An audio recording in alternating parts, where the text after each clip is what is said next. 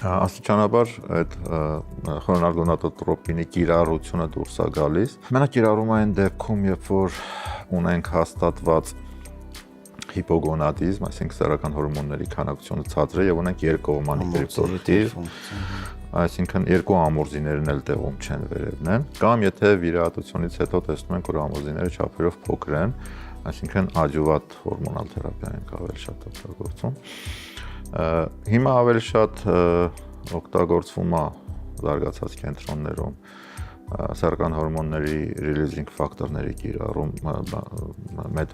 կիրառման մեթոդը,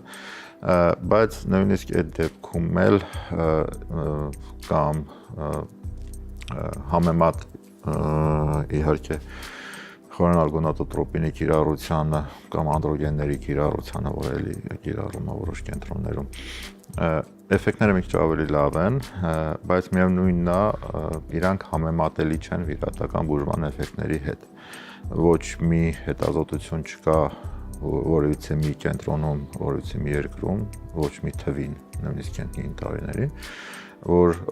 հորմոնալ թերապիան մի քիչ գոնե մոտենում է իր էֆեկտիվությունով վիրահատական բուժմանը։